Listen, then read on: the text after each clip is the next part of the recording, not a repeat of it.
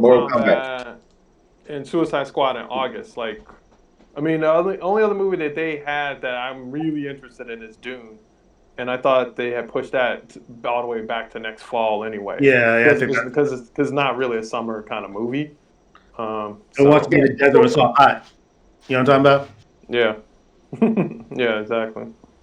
So yeah, I don't. I Yeah. mean, What else is there? Yeah. yeah. What else is there on HBO? That's a summer movie. I mean, the big summer movie news for me is Black Widow coming out in July on both Disney Plus and the theaters. And Shang Chi coming out in September. So Yeah, I yeah. mean, it's going to be a crowded. Now that like theaters are opening back up, it's going to be a crowded like year. They Like there's bumped going to for be Shang-Chi, man. That's cold. yeah, yeah. I mean, it sucks to. I mean, September. I think but this year is different because of Corona, and I think Gotta stop that Asian It hate. is its own. It's. Oh, are you recording? Yeah. Okay. All right. Well, all right. I won't- That's good discretion Because right he has there, some ladies insider, and some gentlemen. insider pearls you're gonna drop. I think Yeah. on that note, that's a great place to get it kicking. It's the Begin Podcast. We all in your ears for another week, man. And it's great to be back. This is the first time actually we live streaming to y'all.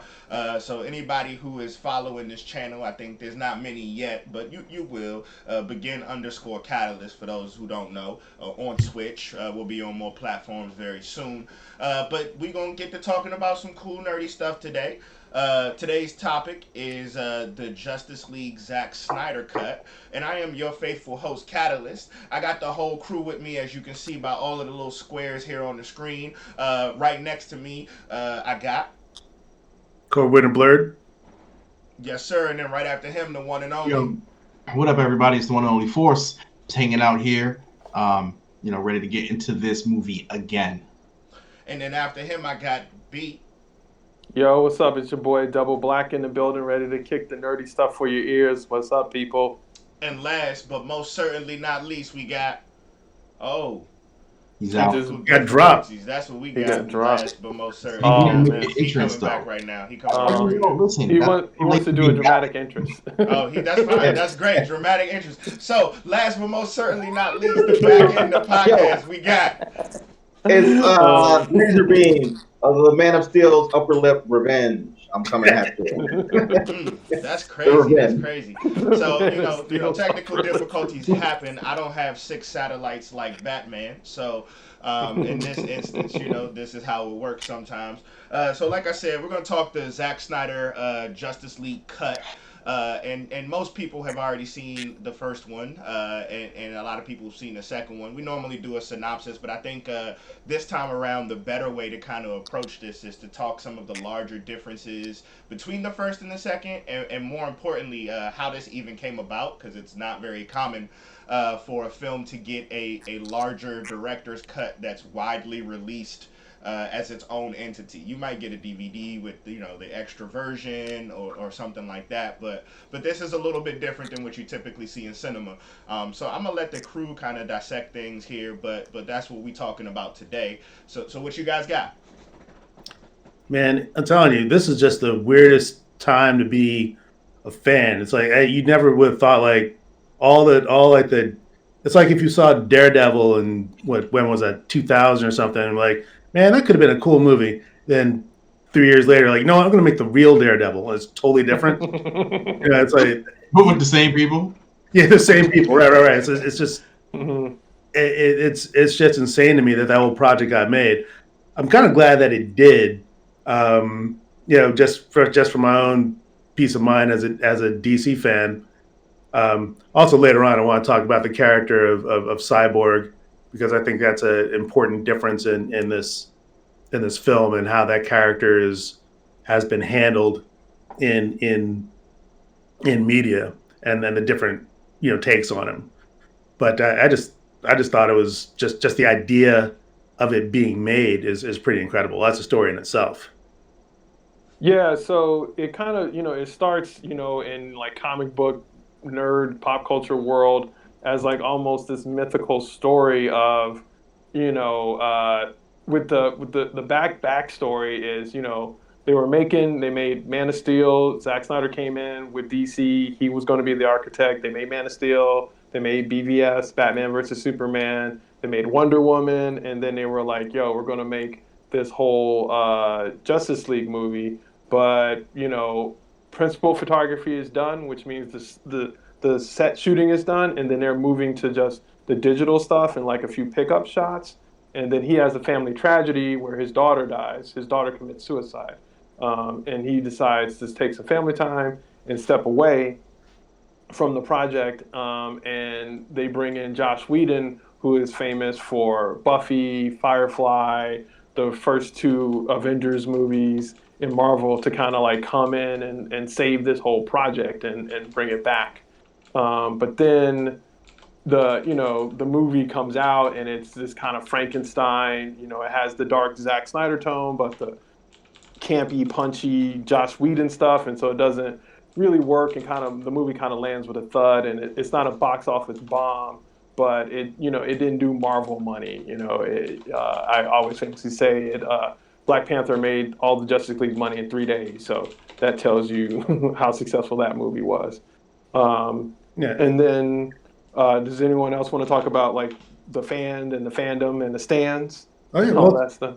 there's also a bit of a corporate pissing contest going on because Warner Media, Warner Brothers owns what they consider to be the most iconic superhero brands.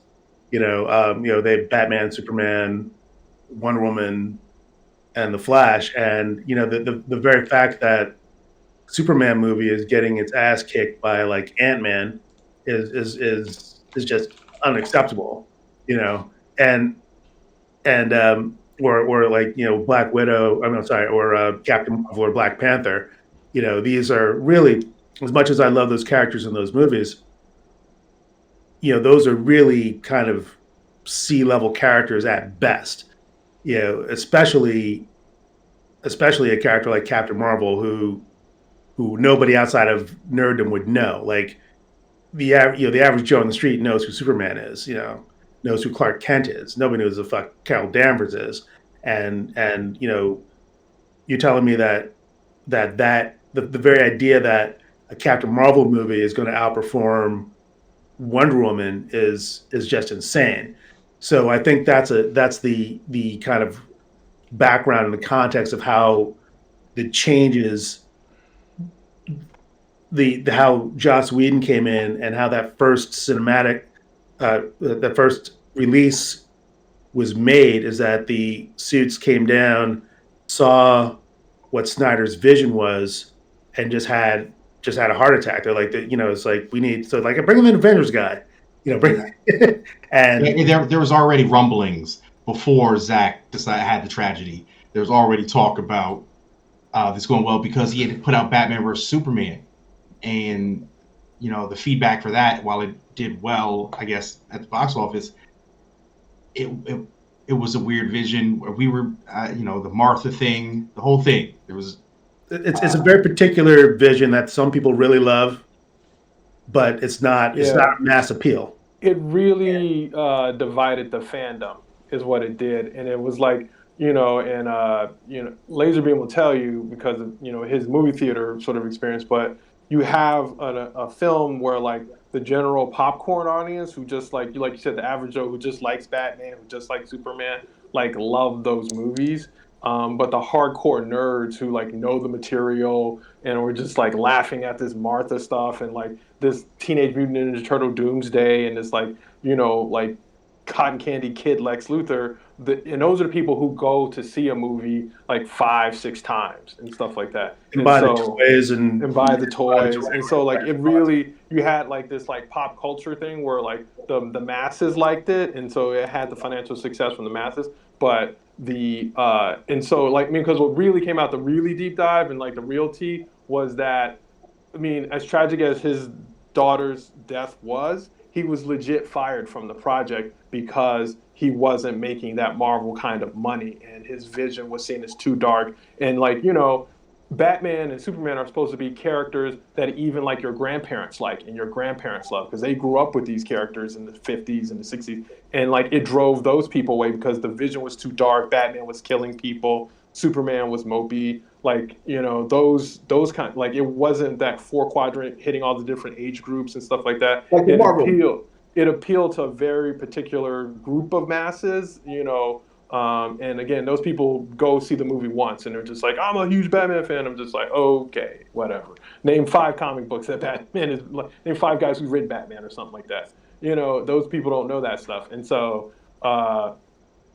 it really divided the fandom. And like you're saying, there were rumblings and they fired, I forget the dude's name, who was like Zach's boss, and they replaced him with Jeff Johns from DC.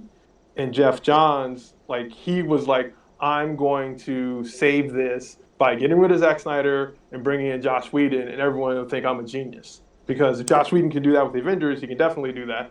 And it really didn't work because, again, you have, like, this Frankenstein of a movie that comes out. That's why it mainly didn't work. I just want to jump in.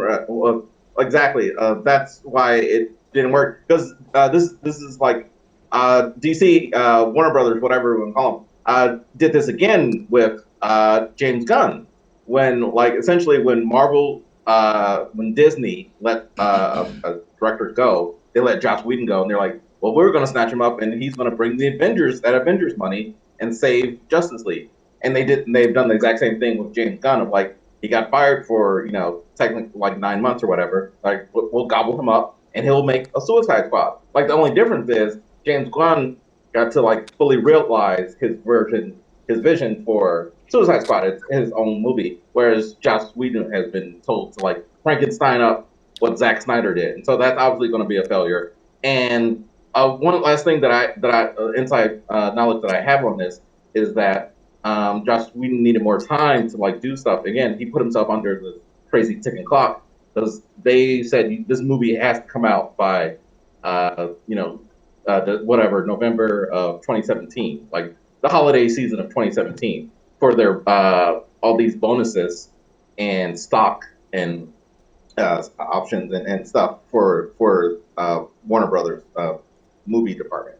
So like it was like this corporate meddling and this corporate pressure to get the 2017 version out as it was. So there you have it. Yeah, that's very interesting.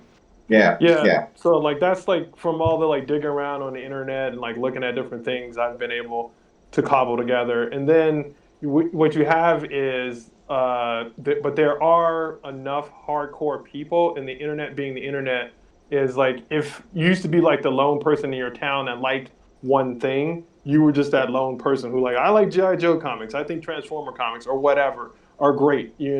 Dark Horse is the most amazing. But now with the internet, these people can like gather together in large groups, and there were enough people who loved what Zack Snyder did with Justice League, or with BVS and Justice and Man of Steel, that they really wanted to see his version of Justice League. And then they basically create this huge online campaign with like hashtag release the Snyder cut. And then, for several days of weeks, it's trending at the top of Twitter, if not near the top, for like a long, long time. And then they start one of those like moveon.org like sign up petitions with like hundreds of thousands of people signing it and getting behind I remember some of my nerd friends who were into it sent it to me. I was like, I'm good. I'm not going to sign this. Just to get to release the Snyder cut. And then you have Warner Media stepping in and saying like, hey, we want to make some money off of HBO Max, or AT&T, right? It's AT&T, the parent company. Yes, AT&T. Yeah, so AT&T steps in, wants to make a bunch of money off of their huge recent purchase of HBO Max, which is under the Warner Brothers umbrella, and they're just like, hey, there's this thing these nerds want, and we have all the footage. This guy can stitch it together. Let's just release it and and drive a bunch of subscriptions toward HBO Max. And so that's how this whole thing is born of the Snyder cut, is that you have a very rabid and loud, but relatively small fan base, but very loud in the grand scheme of things. You know, it's not millions of people, but it's a very loud contingent of people who really get this thing motivated and moving. And it's like we have all the pieces and we don't have to shoot anything new. We already have the footage. And so they hire him back to just complete his vision. The last thing I'll say that's in terms of the antecedent or the like, you know, this run up to it is that one of the things I think is noble in this is that a lot of the funds, he got a bunch of money to do this, and he also started a bunch of like GoFundMe's for suicide prevention. So he dedicated, because his daughter took her life tragically, and so he dedicated a lot of the money he made and a lot of the gross profits that the movie has made outside of the subscriptions that it's driven and stuff like that to suicide prevention. So I thought that was pretty noble, and the movie's dedicated to her. So I thought that was kind of cool. So Yeah. Oh no, we should also bring up talk about Ray Fisher and his allegations yes, and that whole drama. yeah, yeah. Well, that was a pretty crazy thing because he got into. So Ray Fisher is the guy who plays Cyborg in the movie. For anyone who doesn't know, and we'll get into it a little bit later, but Cyborg's story is much different in the two different versions. And he felt that Joss Whedon was very not fair to him and basically. And Yeah. He just was like, "You racist." Yeah, he basically yeah, he no, said, it was racist. Yeah, like You And pussyfooting around. Jeff Yeah. Johns. Like, You over here tiptoeing. He was because he's been on the internet nonstop, like really throwing out some heavy allegations over here. But the problem is that, like, you know, again, this is our official podcast, and I'm not trying to get sued by anybody and stuff. You know, we all have our ways we want to feel about it. But Warner hired an independent legal team, group of lawyers, firm that do nothing but discrimination work, and they did an exhaustive investigation for like several weeks, if not months, and they found no wrongdoing. I'm not saying that there wasn't. I'm not saying there wasn't wrong done, but you know, and I sympathize with Ray Fisher, and I wish him the best. And I'm sad that you know his version got cut out in the Joss Whedon version, and there's many problems. Lots of people have the Joss Whedon version of the film, but you know just because the investigation turned up nothing doesn't mean that there wasn't nothing there. But there was an official investigation that was very, very exhaustive, and you know he got a lot of support from his fellow actors. Jason Momoa stood behind him. Gal Gadot stood behind him. But you know, I mean, for example, Gal Gadot said she had lots of problems with Joss Whedon as well, but she dealt with it on set. You know, because there was things he wanted her to do that she didn't want to do, like the Flash falling into the boobs gag. Yeah, he wanted more of that. Like she did that. She did at least one of them. Well, she didn't do that. That was actually a stunt woman. If you look at the way it's cut, her head is turned away. She refused to do it. There you go. Yeah, and she actually didn't want to do it. She didn't want the stunt woman to do it because she didn't want the stunt woman to be known as the woman who had to do this and stuff. But it was, again, inside T, the stunt woman was like, if I, like, you're Gal Gadot, but I'm this person, and I don't want to be known as someone who's difficult to work with. You could be known as someone who's difficult to work with, you know, but I still gotta eat, Gal. And I appreciate you trying to protect me because what he's asking us to do is fucked up. And I don't want to do it either, but I gotta eat. That's what I've heard. I don't. Ain't nobody gonna know who I am as the stunt person. My face not on the camera. These titties is not identified. Got to prove people that work behind the scenes. Not I mean that's why she did it because she wanted to seem easier to work with. But I'm saying, if her argument is she didn't want to be known as the person that had to do that, whatever. No, she's not known by studio people who will hire her. Yeah. And so, like, again, that's like, you know, I can't officially say that but like all I've read and heard and like watched several like breakdowns and interviews and things like that, you know, because the person they apparently interviewed the longest, this firm, and talked to the most, like at least 2 times, was Gal Gadot. And she had a lot to say about Joss Whedon, but none of that has become public because she said, I dealt with it all on set. And that, you know, a lot of it has to do with she has the privilege of being, like, Wonder Woman was the hottest property at the time. and they were just like, we don't want Wonder Woman making a bunch of noise. Sorry, black guy who's playing Cyborg, but you don't have the sort of cred and privilege of Wonder Woman. So there is like that factor. Yeah, no, I can also say too. Also, no matter, I mean, you can see that Ray Fisher. When you watch both versions, and you can kind of see Ray Fisher's point in that he was the center of Zack Snyder's movie, and then basically every change that was made took him out of that. You know what I mean? It's like basically you're the star of a movie, and then somebody comes in and reshoots you and reshoots it, and you're no longer the star of the movie. I probably would have been bent out of shape too. Oh yeah, 100%. Yeah, and like as a black man, which I can relate to Ray Fisher as, like what do you chalk that up to? You know, and Absolutely. obviously there's always a factor of things, and definitely I don't think race doesn't ever not play a part in these things. So like, whenever a bunch of white guys are making decisions about how I eat, then I'm like, it's always going to be a factor of like, well, all right, let's, see how this goes. But yeah, like Black was saying, like, he's not Gal Gadot, like at the time, especially, or a bigger character. So, Yeah, but that movie was supposed to set him up, set him up as be the big. Right. It would have set him up for his own thing, Yeah. So literally, exactly. Yeah. took his go. It was took his career. One of the things I found interesting is that Jeff Johns was the one who wrote that New 52 Justice League, which all comes together to fight Darkseid. It's like, Okay. rebooted everything. And at that point, they put Cyborg in the Justice League. Because prior to that, he was mostly a Teen Titan, relegated to that level. So why would he do that? And I don't know. It's weird. Well, So another thing I'll say along the like black guy working with Josh Whedon level is, so you guys, does everyone know who Harry Lennox is here? Everyone know Yes. who that is? So, okay, so in the new version, Martian Manhunter is revealed, right? And he's that black dude who is the general. That actor in real life, his name is Harry Lennox, okay?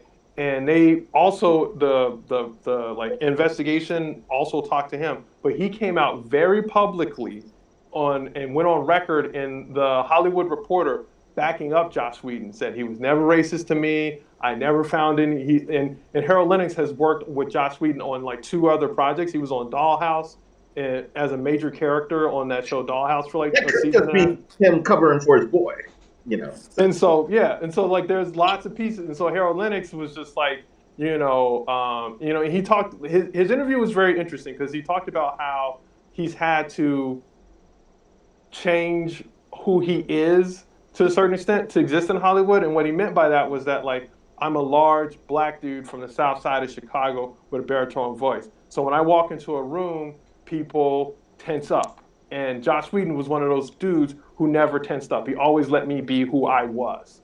And I never felt out of place around him. And so, it's really hard, but his character was cut. Martian Manhunter is not in the Joss Whedon version. So there's a lot of, again, like, I sympathize with Ray and what he's gone through, but, the investigating yielded nothing. And now, for his career, I think it's best that you just kind of move on. It's like shitty, and you got to eat like a bunch of shitty burgers as a black person, especially working in Hollywood. Nate Parker will always be my, the greatest unsung American filmmaker of our generation, in my opinion, because of the shit he had to eat and the way his movies don't get appreciated. But I think if he keeps harping on this too long, he's going to brand himself as very difficult to work with, and we won't get to see any more of him, of Ray. And I want to see more of him. Like, I would love to see, like, that's my biggest takeaway, is that he is an amazing actor, and it is a tragedy that he was cut out of this. But for his own career, I hope he just kind of like finds a way to move on, because you're right, he's on the internet lobbing, like, not hand grenades, like nuclear bombs. Yep. Joss Whedon's way, Jeff Johns' way, and stuff like that, and it's not looking good for my man. It's increased in volume. I've noticed on Twitter,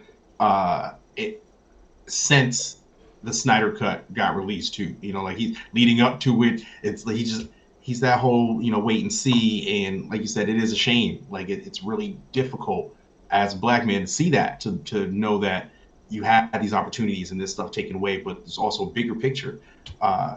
Because, you know, we could talk about it later, but, you know, you got some parts taken out of not a great movie. Like, go move forward, be in a good movie. And Like, I think to piggyback off of that, like a lot of stuff was taken out, right? Like, what about the person who voiced or I guess facially did Darkseid? Like, Darkseid was completely removed in the other cut of the movie. So, like, I mean, you know, while the argument can be said that it could be targeted, like a lot of stuff was taken out, and I don't think that it Well, the necessarily difference had to between do with being that. taken out and being having the center of the movie shift.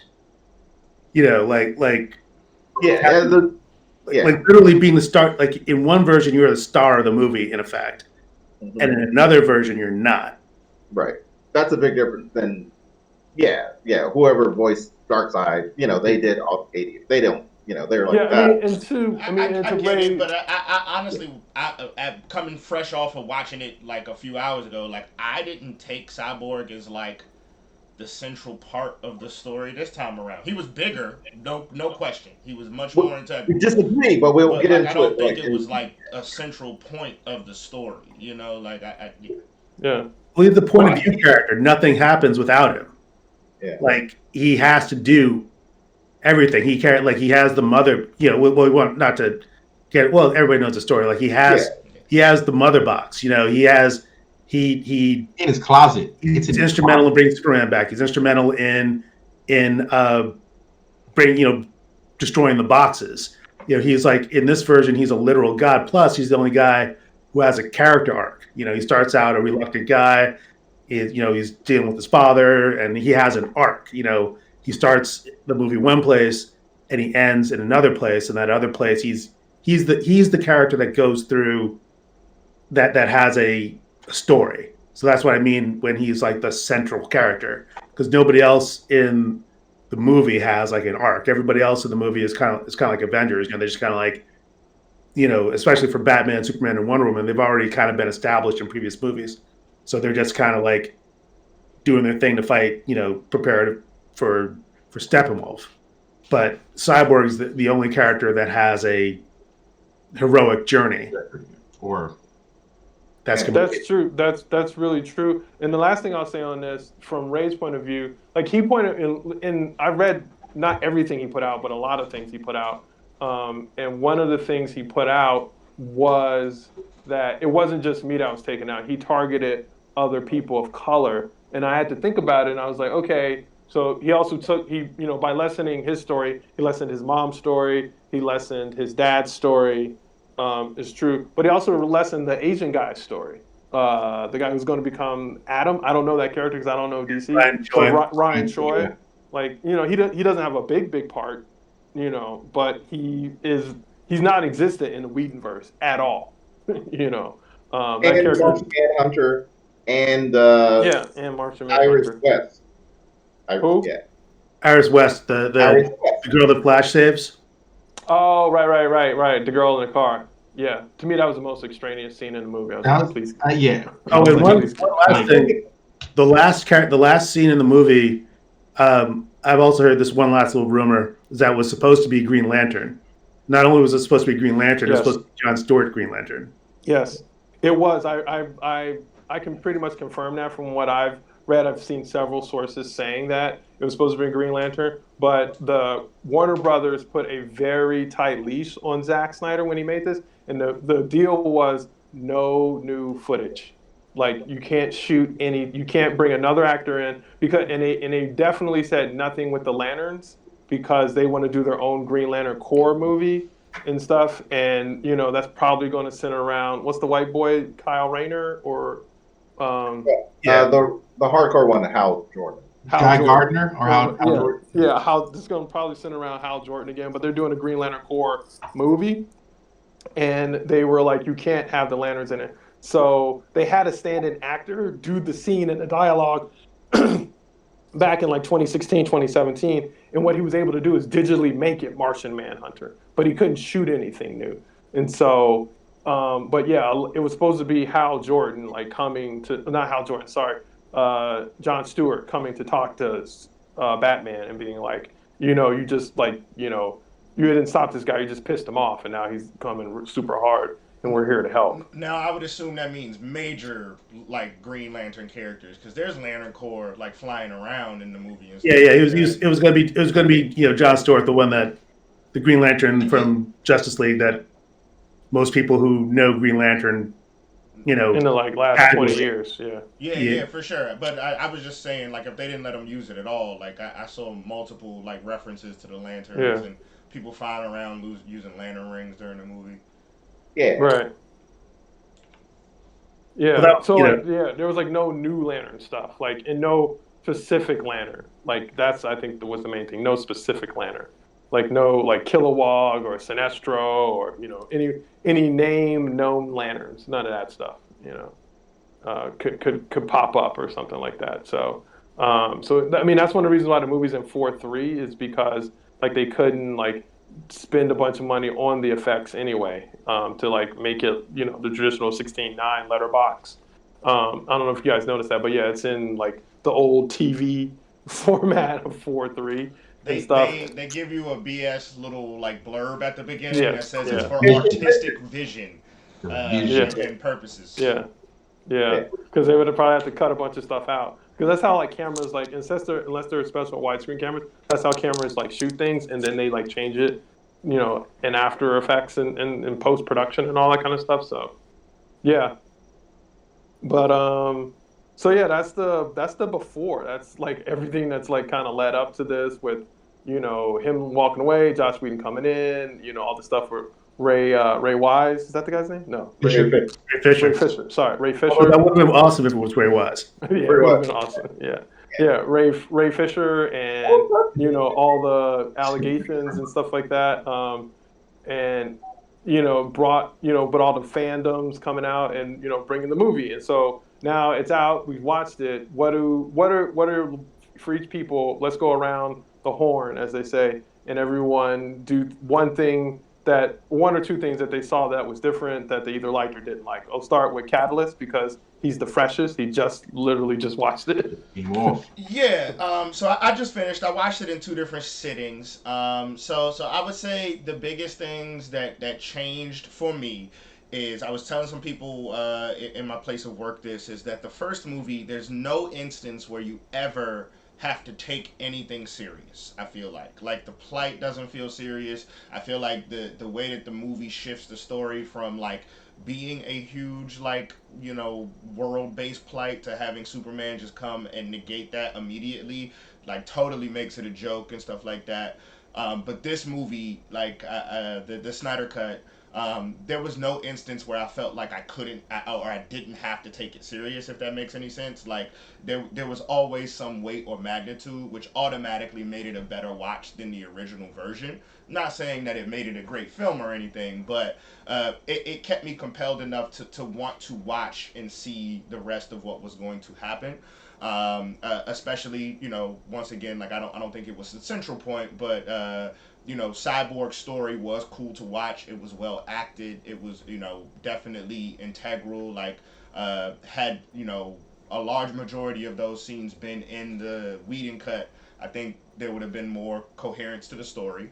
One of the biggest changes, as well, that I guess I liked, was the refinement and CGI. While we were talking, I know we'll get into this. Steppenwolf probably wasn't the coolest of some. I thought his armor looked absolutely amazing this time around. I thought it was one of the coolest parts of the movie.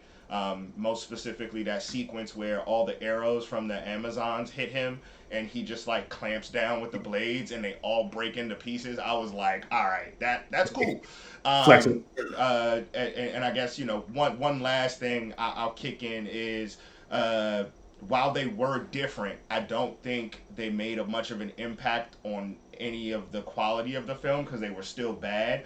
Is the fight scenes, man. Like the fight scenes were not very good still, in my opinion. Like Ben Affleck is the slowest Batman in the world. Like some of those fight scenes look terrible. And I know it's probably like a stunt double doing it and stuff like that, but like this Batman is so big and like brolic. Like he would get taken out immediately. Um, like the scenes where like some of the more overpowered characters start to fight some of the weaker characters just like make no sense. The part where Batman's on the police car and he tries to reason with the newly awoken Superman and he's like, yo, the city needs you, and he gets hit with the heat vision for like a good 3-4 seconds, but he does this with the thing. Yo, there's no, he would have been liquefied. Like, stop playing with me. I don't care what kind of metal that is or his gauntlets. Yo, like that's not going down like that at all. And like it's to the point where as you watch it, and the next time like Batman's able to get up or move, his gauntlet is still on fire. It's still glowing because it's so hot. Like, and he's just cool. He's just chilling. So some of that stuff, like none of it actually made an impact to me at all. Really, I didn't like it very much, to be honest. But yeah, those were the biggest differences for me. I'd say the overall consensus as far as like the differences go is that I actually wanted to watch this to the end, where I could have walked out of the original Justice League and been okay with it. So, yeah. But you didn't watch it to the end because it took you 2 tries. Well, no, this one's 4 hours long. Like, there's I'm no, saying, I'm a grown ass man with shit to do. There's no way I'm sitting anywhere for 4 hours long. Yeah, no, because of this podcast is the only reason I was like adventurous enough to watch it in the first place. So 2 sittings is good. It should have taken me like 4 or 5.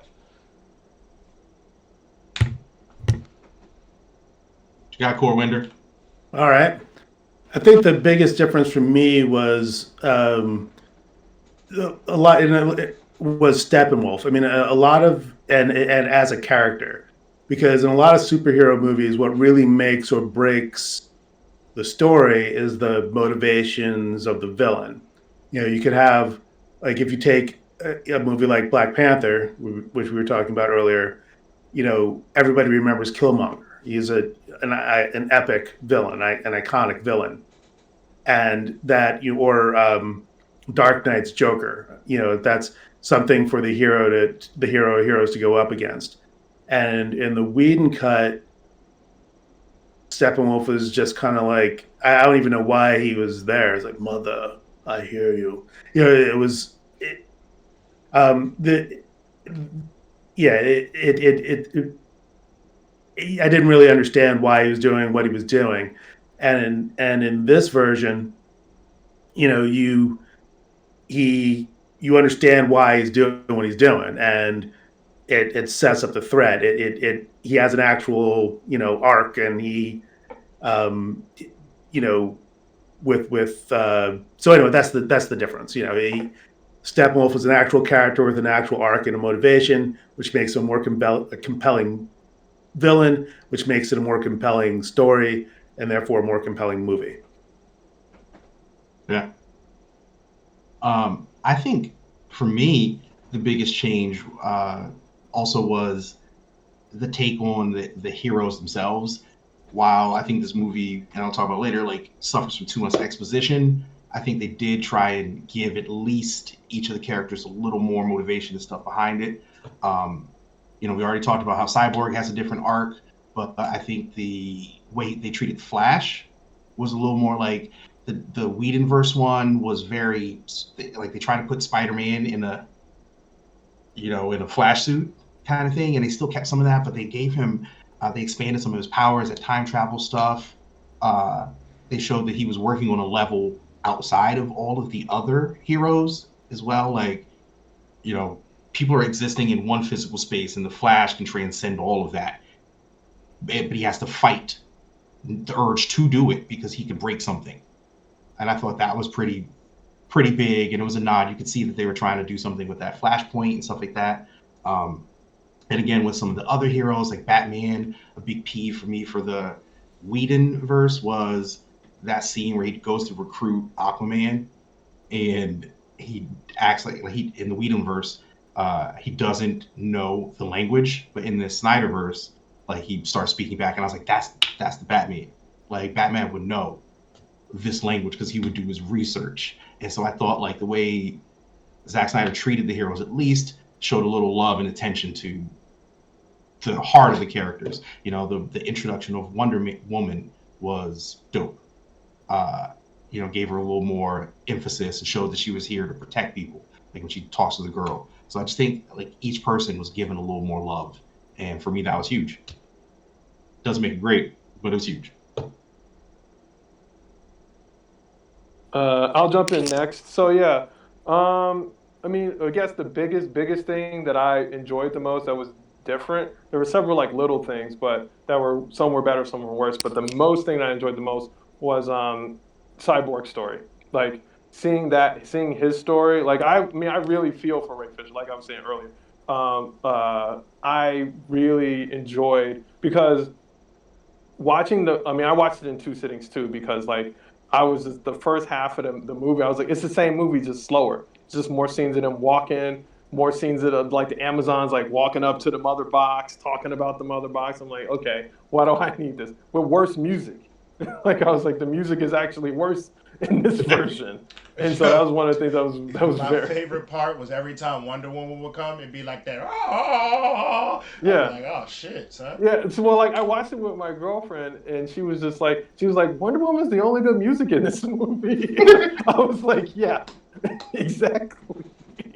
She's like, whenever Wonder Woman comes on, there's like this cool music. I was like, yeah, she has this great orchestral music. Everything, all the other music in this stuff is stupid. It's not as good as the Whedon music. But you know, back to my point, it's just I really enjoyed Cyborg Story, like because you know, again, as a black man, it's very rare you get to see the black intelligent dad, right? And it's funny that like now twice in my lifetime, the actor Joe Morton has played that dude because if deep cut, you know, he is Miles Bennett Dyson, the guy who creates Skynet in Terminator 2. And so, you know, a lot of people know him from other things, Brother from Another Planet, if you're old school like my dad, sci-fi movie from the 80s. He also is in Scandal. He plays the main character, Kerry Washington's dad, in that show. But, you know, he's been this journeyman character actor. And, you know, I would say this is one of his best roles ever as the, like, neglectful but remorseful father.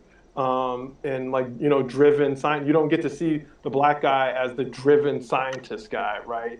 That's a very rare thing. And then to see his complicated relationship with his son, where he's like, I'm going to save you. And then he's trying, like, after he becomes Cyborg, then he's trying to, like, father him and nurture him and, like, help him. And, like, you know, meanwhile, he was ignoring him when he was, like, a normal teenager and things. And so, but his whole storyline of, like, being a football player and, like, you know, his life and, you know, but being smart and like all these kinds of like little nuances to who he was, you know, even the small little things with his mom.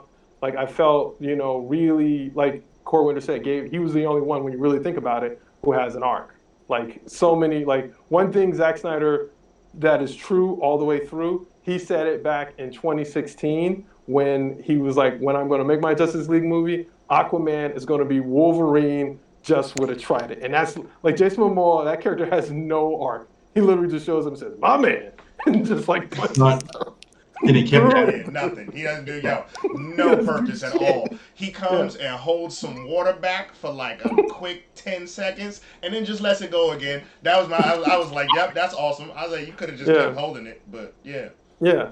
It's like I was like, what is his point in all of this? Like, what is he doing here? You know, is what I was thinking about when I was watching Aquaman like do his thing. I mean, I like that they cut out that stupid scene. Again, the Joss Whedon stuff that's stupid to me is when he tried to make it too campy and make it like how all the dudes are in love with Wonder Woman and they don't really see her as like almost they don't really see her as an equal, as like someone they're fighting with. They're all like, you know, Flash is falling into her boobs, like Cyborg is like checking out her ass as she walks away in the first one. And then, you know, Bruce Wayne is just in love with her. And, like, she helps him get out of his armor in the Joss Whedon movie. And it's, like, all this kind of, like, bedroom eyes between the two of them. And then, like, you know, Aquaman sits on the lasso and, like, says, like, oh, you're just gorgeous, blah, blah, blah. And all this kind of stuff. I was just like, I'm glad that was gone. I'm like, thank God they didn't keep that crap in the movie and stuff. So, you know, but the big thing was, like, the Joss Whedon verse really cut out Cyborg, and I really appreciate it. His story, because to Corwin's point, he really is, in my opinion, like the POV character. That's all happens to. And the last thing I'll say that I really liked was the end credit scene, but we'll talk about that in our SJs and Starscreams. Okay, all right, I'm back. So I just put out my things the differences. So a big difference for me, I'm sure you guys said most of it, but like basically the fact that I have different takes on a lot of stuff, and I agree with like all these critiques that have been put out there, but I did like. So Steppenwolf, why he doesn't work in the Joss Whedon version is he's, in my opinion, is too generic. He's just way too generic, and like he just wants to conquer and stuff. And then people have talked about, so like essentially they cut out Darkseid. So by cutting out Darkseid, they decided to make Steppenwolf the sole guy who wants to conquer worlds and stuff. And they don't even bring up the fact that he's an underling, that he works for somebody else, and all this stuff. So like they essentially it's like you make choices, but like the choices, like you have to go one or the other, and they decided to go with one way, but then they go too far with that way of like making him, so he's too much like, that character doesn't seem like he works for anybody, doesn't seem like he's beholden to anybody, and he's just, he seems like his own boss, but he's not. And the version in the Zack Snyder version is he's very submissive and subservient to the Darkseid, which is pretty much how you roll if you work for Darkseid. But my take on it, and a lot of people have pointed out or whatever, is that in terms of their face, the what's name version, the Zack Snyder version of Steppenwolf looks like a baby. Like he has very large, very circular eyes, very expressive. He does, and there's there's memes out there with him with Grogu, Baby Yoda's face. There's on the Steppenwolf. They're like, oh, this is the Zack Snyder Steppenwolf. Like, check him out. He has Baby Yoda face. He did look like he would tear up when Darkseid didn't take his call. Yeah, when Darkseid doesn't take his call. When his man was talking, he was like, "Where's Darkseid?" And if that's the nature of that they have as like characters, that's fine. But I thought the guy from the first one, and I'm like a big weirdo myself. So I like all the mother stuff from the first one. I actually really liked all that stuff. Mother. But I'm a weird dude, so it's the creep factor. Like I'm a creepy weird dude, at me. So what can I do? And like Mike Pence over here. Yeah, I can relate. I can relate to a guy who's just like, mother. You will all love the mother. Like I'm like, all right. We got dark souls or whatever. So, but and then definitely Cyborg's, everything that cut out about Cyborg was a tragedy. It's clearly he's the central core and heart of this film, and still all that. But yeah, I 100% agree. But there's a lot of things. There were some good lines I thought in the Joss Whedon version that they cut out of, like, Wonder Woman says, you have these gifts, and he's like, if these are gifts, why am I the only one paying for them, and so on. And I don't know. There was one last thing of the differences, and so essentially. One of the big differences is like the characters, and I thought this was really weird, that all the characters in the Joss Whedon version are kind of antagonistic towards each other. Excuse me. They're like, arguing with each other too much. And in this version, they're not doing that. They're not that argumentative with each other. Excuse me. It kind of makes sense. Like, oh shit, the world's ending. I guess we got to stay on mission. None of that. Yeah, they're a little too argued, and but it felt like, I didn't think that was like recut. It felt like how Zack Snyder had wrote these people. So the weird thing is, like when you say Cyborg is the only one who had a arc, that's generally true from beginning to end of this film. But Batman and Superman, especially, and Wonder Woman to a little bit, all three of them have an arc from the previous two or one or two movies that they were in before, because Batman goes from in Batman versus Superman to being this, oh, there's a 1% chance we gotta kill this guy, and to admitting in the Snyder version that he was like, I was just wrong. I was wrong. And Superman is, I have faith now. Essentially, that was his arc. And that's cut out of the Joss Whedon. He's like, I have faith now. I believe. And that's not in the what's name. He's just very, that's the whole thing. In the Joss Whedon version, the Superman and Wonder Woman, and especially Batman, have not grown. That's why I believed it so much. They're very much their same characters from Batman versus Superman and Man of Steel. There is no growth between that and Justice League, Joss Whedon's Justice League. They're all still very, they're like Batman, yells at Wonder Woman. He's like, "Where have you been hiding for 100 years? You've just been sitting on the side." And that's not in the Zack Snyder version. I thought that was Zack Snyder. I thought all of that was like pure Snyder. I was like, oh, thank God Joss Whedon came to save this mess. Because I thought all of that was Snyder. And it's the opposite. I'm like living in Bizarro world. That is definitely true, because I mean Joss Whedon really wanted to make them like, because that's his thing. Like, I think he went a little too overboard in this case because it wasn't necessary. But yeah, he always wants there's always like a female in his teams that all the men are in love with and stuff. Oh, and, sure, yeah, that's weird. And so like from Buffy on forward, and so it's like, he really wanted to make Wonder Woman like the object of affection for all of their affection and conflict.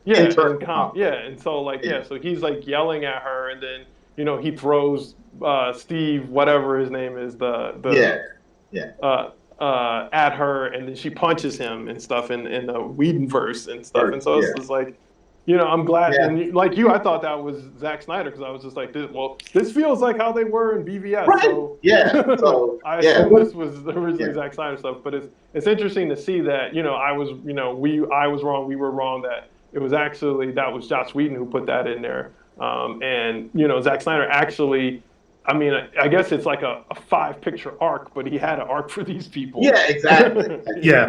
Because all those character moments. I mean, you talk about Aquaman and Flash and stuff, but all the Volko stuff and the Mera stuff, it's like that all sets up Aquaman. Like if this movie had come out and then Aquaman had come out, it would have went right into it.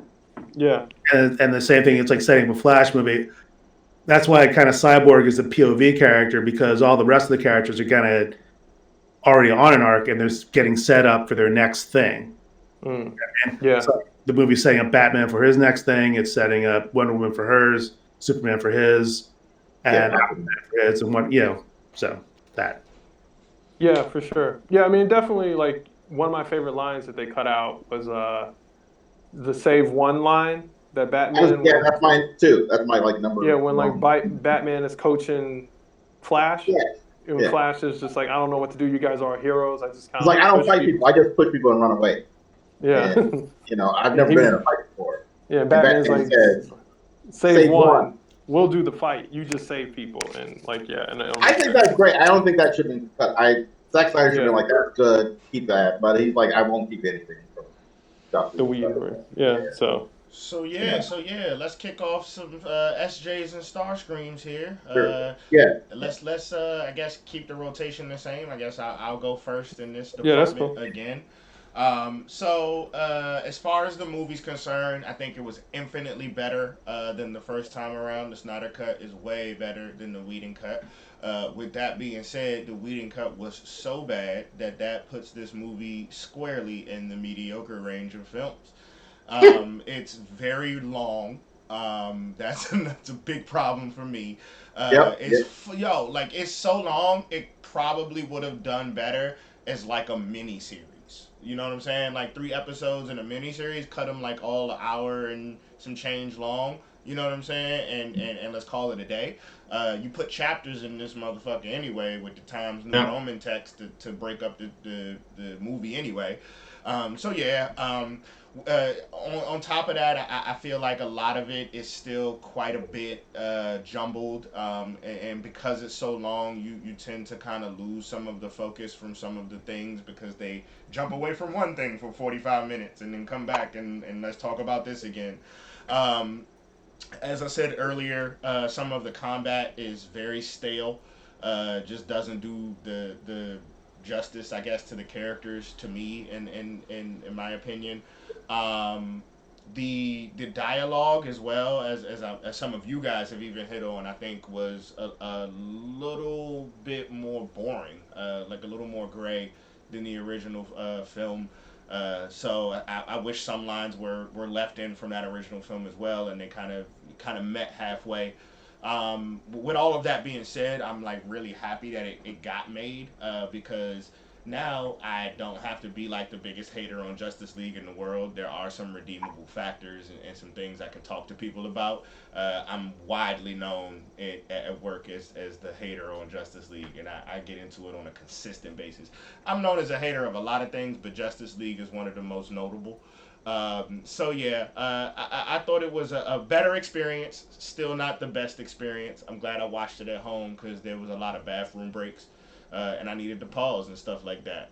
So yeah, overall, actually, before I even get into it, we'll explain. We do our rating system based upon a SJs and Starscream system, and that is good or bad because we don't believe anything can just be one thing. There's some redeemable qualities in everything, and there's bad qualities in everything that's good as well.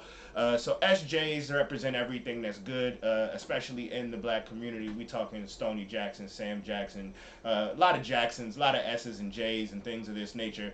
And Starscream is because he is the biggest bumbling idiot in the Transformers. And if you go back and do your homework, you'll You see better he put always respect messes on up his the name. plan. No, we're actually putting no respect on his name, and that is the whole point of this rating system.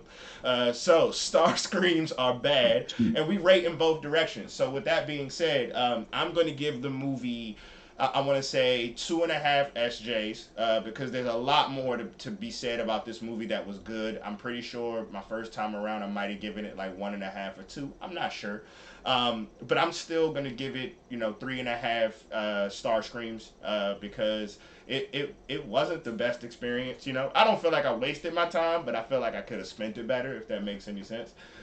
So yeah, you know, uh, not my cup of tea, but definitely one I would drink if I had to. All right. So I think in my original, I think I'm probably going to basically do the same. I'm just going to lessen the amount of star screams. I think this version for me kind of just I feel like it's all the good things. There were some good things in the original Justice League in the Whedon cut. Um, there are just more good things in this one and less bad things. So I think I'm going to just give it the same amount of SJs that I did before. I think I did 3.5 and 3.5, or maybe 4 and 4. So I'm just going to lessen the amount of star screams. I mean, I'm giving it star screams for the kind of the length. There's definitely a half an hour that could have been just gone from this movie. I mean, you didn't need a minute of those Nordic women drones singing about Aquaman while Jason Momoa just walks off with his shirt. That's it. Stuff like that, man. Absolutely. That didn't need to be there. Everybody's loving him. I'm sorry, but like, come on. Did not Who's need it. loving that? What crazy people? Is everyone taking crazy pills? That was the most insane thing. I totally forgot about that. Dude, And what blacked is- it out. Thanks for bringing what is it to happening? my brain. So I was I'm like, gonna give literally. it 3.5 SJs and 2 star screams just for. But I thought that the structure was better. All the character motivations were better. Had a more consistent and coherent story. So, but it's still So that's what it is. 3.5, and 2. 3.5 SJs, 2 Starscreams. Force. Oh man. So I'm pretty much in the same category. I've said before that I've been looking forward to the fact that it's rare I could talk smack about a movie twice, and it'd be different each time. Like this is an opportunity right here. And first off, I do have to say that Zack Snyder, I feel, has been like Michael Baying a bunch of my favorite movies. Like Michael Bay, salute to Bad Boys. That first one was dope, but like he ruined like Turtles and some other stuff for me, like some stuff I loved. And Zack Snyder, like I wasn't feeling his Superman, wasn't really feeling his Batman versus Superman. Just keeping it, 1,000 with you people. His Superman was pretty bad. He did a lot of staring in windows like a weirdo, and I wasn't feeling that. So even going into this, I was not really feeling it. I will say that overall, this cut does it provides a window into what the story he was trying to tell. But I feel like I said, the exposition was too much. It reminds me of like if you buy comic books, they do these big crossovers, and where they have a big event during the summer and you got to buy all the side books and all that stuff, and all the side stuff doesn't matter that much, and you're just it's cash grabs. And I felt like going through this movie, I was getting cash grabs. It was too long.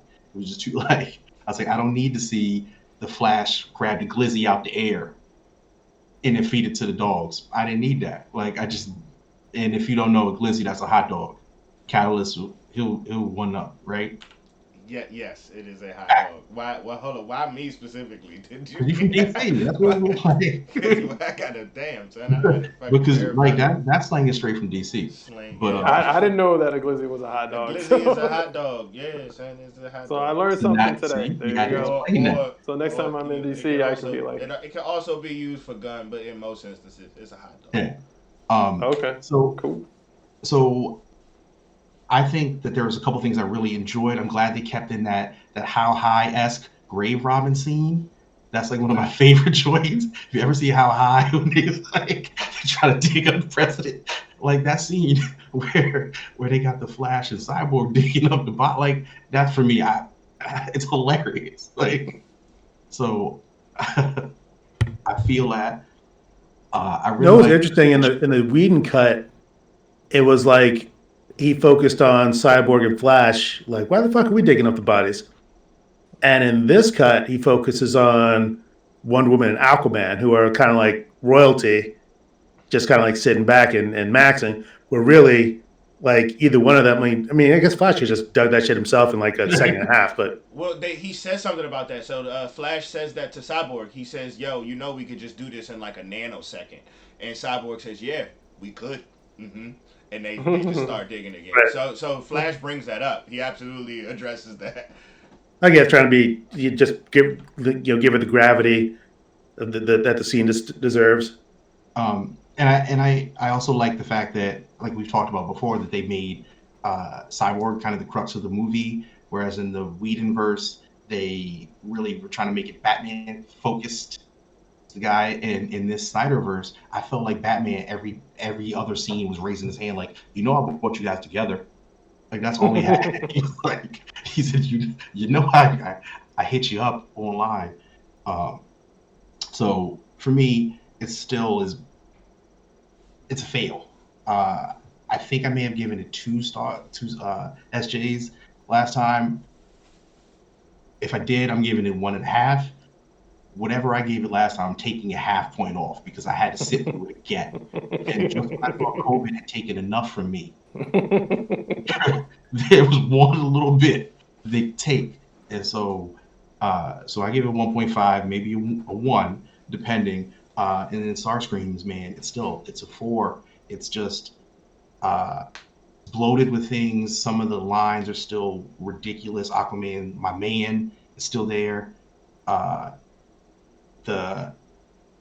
I still have offense with the Unity being a thing that Darkseid would approve, like his marketing team. I don't think they would, like, the Unity doesn't sound like something from Apocalypse. He also uses boom tubes though, right? Because that's not that cool either. Boom tube. The boom was like The explosion. boom The tube. unit sounds like I'm out coming through in the boom tube on you real quick. Let me pull up in this boom tube. well, because the boom tube sounds like it's destructive, but the unity sounds like you were about to like smoke some reefer and like listen to some jam bands. Like that's what happened. Right. Look, I'm gonna just say unity in the boom tube doesn't sounds weird. That's all I'm saying.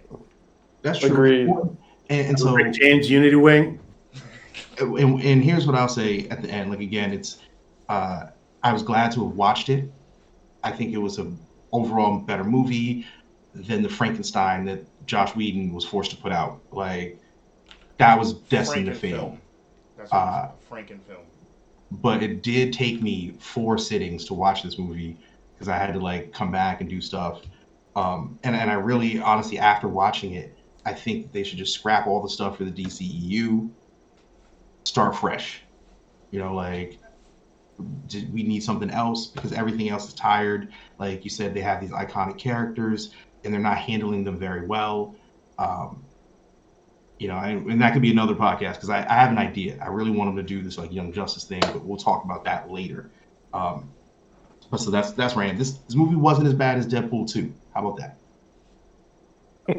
So it'll have that. Also, before I go, I have to say I feel like they're trying to milk this experience by doing things like releasing Justice as gray. Did you guys see that? So now they have another version on HBO Max that's just the gray tone. It's like it's the same movie but like in black and white, right? It's The like gray, yeah, it's like called it's like gray. it's like Like cinematic Humble black and or white. Yeah, I saw that. Yeah. So Oh, I thought it was like they mixed the 2 cuts together, like the Gray album when they mixed No. It's Like a literally movie. that same 4-hour movie when in they lesser. put, it's like they doing a fidelity. 6-hour cut, like when they did the Jay-Z and the Beatles together. Like what? Like Oh. the Gray album? that'd be funny. Also, I forgot to say that You're on mute if I you're wasn't talking. really Laser feeling beam. the CGI. I was not feeling it. I was not really feeling Cyborg. It really, like, I think Ray Fisher did a great job, but the fact that he was all CGI body with his face, it was kind of jarring. It's just like it looked like someone was doing the Reface app. To clarify, Yeah. I said certain CGI was better. I don't like Cyborg either, or Steppenwolf's face, but I liked his armor. And I think, yeah. So that there I go, double black. Yo, what's going on? Okay, so yeah, I got a lot to say about this movie. It took me 2 sittings to watch it. I was literally watching it one night, and then the internet went out, and it was going to be probably at least 20 minutes to an hour for the internet to come back, and it literally was at the halfway point, like the 2-hour, 10-minute mark. And I was like, you know what? That's the universe telling me I need to take a break because I was hating the first half because I was like, it's the same movie, just fucking slower with worse music. I was just like, they just taking longer to get places. But the second half of the movie, I actually really, really enjoyed and stuff. And, you know, again, like I am trying to watch and have these experiences in 2 frames of mind. Is like one as a hardcore fan of this stuff, and then one as, you know, trying to watch it as someone who's not so familiar. And again, that's why it's good for me to watch it with my partner because I think I told you this on a previous podcast, like just like a week ago, we watched Dark Knight, or 2 weeks ago. The one with Heath Ledger Joker, because she's seen the Bane one and she's seen the other one, but she hadn't seen the middle one. And then so she saw this one and she liked the Dark Knight. And then we're watching this one. She's like, "Hey, Alfred is somebody different." I was like, "Yes, Alfred is somebody." She's like, "I like this actor. This guy is a different Alfred." I was like, "Yeah, when they recast Batman, they recast Alfred. It's kind of the deal." And she's like, "So different people play Alfred?" I was like, "Yeah. Different people played Alfred." So like that was just funny for me. But yeah, so there's lots of things. I felt this movie was better, but you know, again, from a filmmaker kind of point of view, it's like if you have 4 hours to tell your story is going to be infinitely better than someone who has to tell the same story in 2 hours because they have to cut stuff. And unfortunately, what he cut was like the Ray Fisher story with Cyborg. But you know, you ask any filmmaker, like, can I have longer to tell my story? And most people will be like, yes, that's a good thing. It will imperatively make your story better because you just have more time to tell stuff and explain stuff to people. And so, and again, like all my favorite stuff in this movie that I wish was in other stuff was mainly the Cyborg stuff. You know, the heroic scene with his dad sacrificing himself. Like I was just like, wow, this is really actually good stuff in the second half of the movie. And I was like, it really picked up for me in a lot of ways. I actually like the fight scenes better this time around. The final fight with against the parademons seemed like a little fresher to me. The final fight with Steppenwolf, where like, you know, Aquaman impales him and like Superman punches him and then she chops his head off. I was like, wow, that was fucking dope. I was not expecting that. Nice. that was pretty good. Yeah, I was not expecting that too. And so things I didn't like that I was like, is this an original Zack Snyder thing? Is everyone all the time is outing Batman? You know, like they still did that with Aquaman being like, so you've been Bruce Wayne walking around Gotham as a Batman, as Batman, as a giant bat. He's saying that in the earshot of all these people. So I'm like, what is going on here? And then the people start yodeling when he's like swimming away. I mean, the movie started off really bad when it's like the scream heard around the world that wakes up the mother boxes. Yeah, that wakes up for the 4 screens. I was like, what? You're right. And Lex Luthor just knew. Lex like Deathstroke hops on the yacht and he's like, oh, I got something for you. It's Bruce Wayne. He just said that shit like I've been known that shit. How you didn't know? Exactly. Yeah.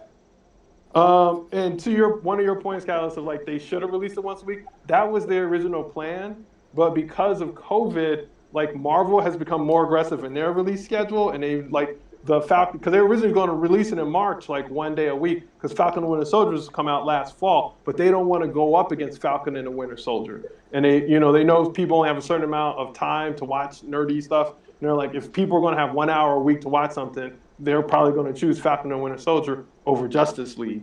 And so we'll just put our whole thing out all at once. So again, like to Force's point, thanks COVID.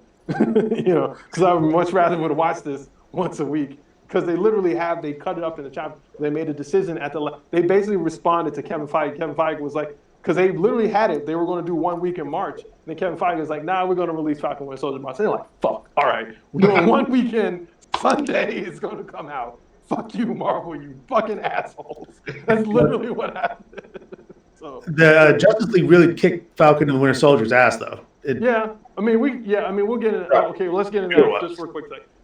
A lot of people are really bitter over WandaVision, the way WandaVision ended. And so there's a lot of Marvel fans. For the first time ever, Marvel fans aren't 100% happy with the product that came out because WandaVision was like and at the end it was very kind of mundane. There was no, and like Marvel fans always expect like a bigger reveal because basically since Civil War or even the Avengers, like there's always something seeded for the next thing. Like so in this one there's like no Mephisto, there's like Reed Richards didn't show up. There's all these things that they wanted to happen and that didn't happen. And so now people are kind of burnt out. So that, there wasn't enough time in between WandaVision and Falcon and the Winter Soldier. But yeah, a lot of people were really, I think, pissed is what I heard about the way WandaVision, and they're just like, you know what, we're going to watch DC this weekend instead of the black guy and the super old white guy and stuff, hang out, cop buddy movie. And so, I mean, at least that's what the reports I've gotten. But yeah, you're right. It's like Snyderverse completely destroyed Falcon and Winter Soldier that weekend, and that's DC was like, we got one shot to shoot. Like we can't go up against week to week against these dudes. We'll lose. Other things I really liked was, let's see, what else? Yeah, I said the fight scenes were better, more compelling stuff. Oh, the last scene with the Joker. That was probably my favorite part other than the Cyborg stuff. Maybe even a little because I finally got to see like more of this like nightmare world that he would like the ultimate where Superman is evil, it's the injustice stuff and like that, to me that was, as short as it was and as contrived as it was, that was one of the best Batman Joker like talking scenes ever filmed. I mean, it's right up there with, Jack Nicholson and Michael Keaton and Heath Ledger and what's his name? And I'm blanking on the Christopher Nolan Batman guy's name. Christian Bale. Like their scenes, like some people don't like it because Batman curses in it, but you can just see that like both these characters. I mean, it kind of sets the stage from the beginning. Like Deathshot, Deathstroke is working with them. Mira is like, I'm gonna kill this motherfucker. Like whatever. Like you're a water like witch. There's no water here. What the fuck are you gonna do? Well, actually, that was one of the things that I liked in this one was Mira actually like taking the water out of Steppenwolf's body. Yeah, That was dope. Like having like because she's always had that power and never used it that way. Like Zack Snyder was like, you know what? If you have that power, yeah, because she nearly killed him. That would have been dope. And so then, but that whole scene, you can see that these are two really intense dudes turned up to 11 who've both lost a lot and are Batman and Joker are, and it's saying a lot, especially for the Joker, are hanging on by a thread. And this alliance they have is hanging on by a thread and stuff, and because they're just throwing verbal haymakers at each other, about the world and what's happened. And so I was just like, man, it's so sad that there's not going to be any more of this because I would like to see more of this now. And I never thought I would say that about the Snyder universe. Well, apparently, it was apparently the whole like there was going to be a trilogy, and the second movie was going to be like the Nightmare World. Mm. And then the third movie is when like Flash goes back and fixes it, and then they go back and beat him. Right. But yeah, so that's the things I like. I like Darkseid. I thought he was a cooler. I mean, I'm kind of like 50-50 on Steppenwolf. Like he's a little bit better in this in some ways. He's a little worse. But I did like the idea of like when they show Darkseid at the end, he's like, "Bring me my Armada." And he's standing up there with my favorite character named Granny Goodness. I'm like, they need to like show more Granny Goodness so people can understand what we're dealing with here in DC. There's a character named Granny Goodness, and she's not front and fucking center. That's hilarious to me, and decide and like doing that. So that, they made him a badass, and as much as you can, like you said, as a guy dealing with boom tubes and stuff like that. So, but yeah, so I like that kind of stuff. I thought made it a little better, more compelling. And like I said, the last scene with the Joker, like that actually made me like, oh, I'd like to see more of this, but it's not going to be anymore. So I will give it. To me, this is a perfect like mixed movie. I'll give it 3 SJs. I think that's a little bit more than I gave it last time, but I will also give it 3 star screams. So it's like, the second half was really good, but the first half was pretty garbage to me. And so, other than the scenes where like Cyborg in the beginning is like, when he goes into the mother boxes and is like his old self and is explaining stuff, that stuff is cool. That's the only stuff in the beginning I thought was cool. So, but anyway, that's me. What do you got, Laserbeam? Yeah. Can you hear me? Yep. Yeah. Yeah. Yes. And I'm having computer problems, and I've been trying to. So I might go out at any moment. So that we live in the future world. So here we are. So essentially, I'll try to be as concise as possible. I didn't the things I didn't like. There's amongst the things I thought the whole movie overall is too slow. You definitely easily can cut out not even a half hour. You can cut out a whole hour easily. And I think you can do an hour and a half. But so like 2 hours obviously too short, but maybe like 2.5 hours, 2:45. This movie doesn't need to be, and like 3 hours max. Because there's a lot of slow things. There's a lot of comparison scenes, like when Batman meets the Flash in his room. There's a shot-by-shot comparison, and they end up being the same length because of the Joss Whedon brunch joke of like, I have to eat brunch, or what's brunch? I don't know what that is. But before that, so the scenes are the same length, but the Snyder version doesn't have any of that, and it's just because he just takes longer with the shots, and like everything is just like even on top of the slow mo and slow mo on top of slow mo. Shots are just taking a long time and whatever.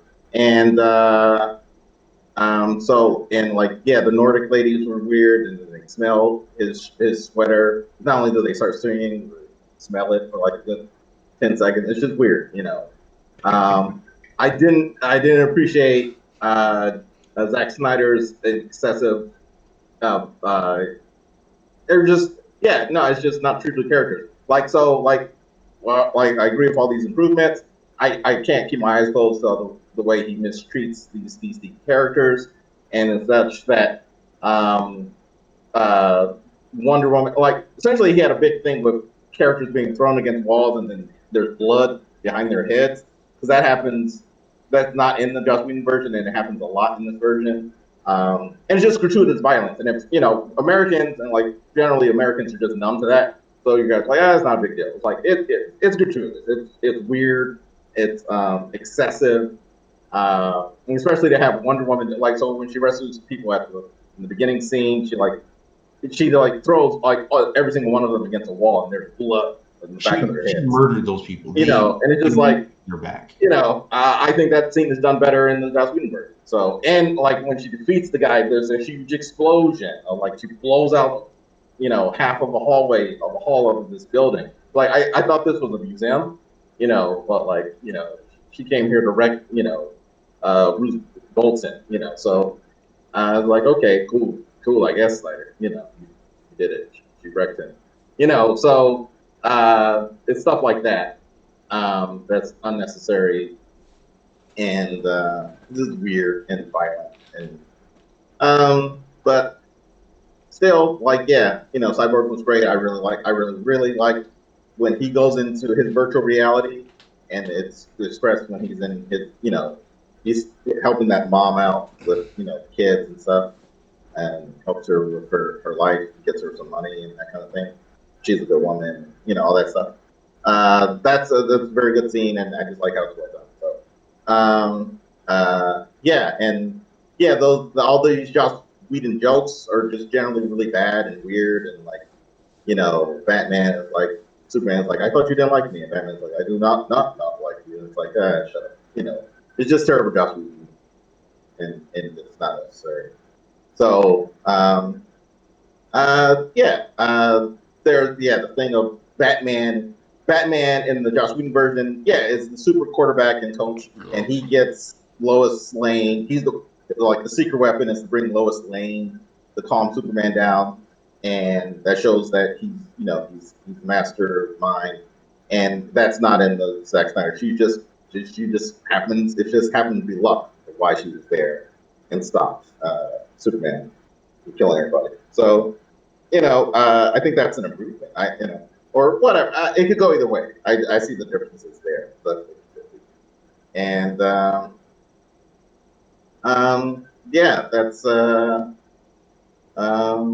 that's just the things. Oh yeah, it's just one last thing is the corporation said that the original Joss Whedon cut not only did it have to come out by Christmas holiday season of 2017, but it had to be under 2 hours. That was like a strict restriction. It had to be under 2 hours, and that's including post credits and whatever. So the movie's only like hour and 45 minutes, really. That makes it suffer on top of all the bad calls essentially. But I did like that they tried to make Superman more heroic and stuff in the Joss Whedon version. Batman, like he just has this traditional view, and that's what I appreciate. I can see that now. I see that I appreciated Joss Whedon trying to bring a more traditional superhero team to but it didn't fit with what Zack Snyder had set up because Zack Snyder, essentially, like I said earlier, he did have an arc for these people. It just went a different way, and it took 2-3 movies to get it done. And so I'm going to give it, in the end, I'm going to give it 3 SJs and 4 Starscreams. That's my figure. So there we go. Begin podcast coming at you right now. Pretty soon we're gonna get a couple of satellites like Batman, and we really gonna be balling over here. We won't have any drop connections. One last thing. What's up? If you guys want to see the best characterization of Cyborg ever done in any kind of media, watch the Doom Patrol. Yes, Cyborg is really good in the Doom Patrol, for sure. Facts. Yeah, and I guess we should add the aftermath. An executive did come out and say that this is the love letter. This is the last swan song of the Snyderverse.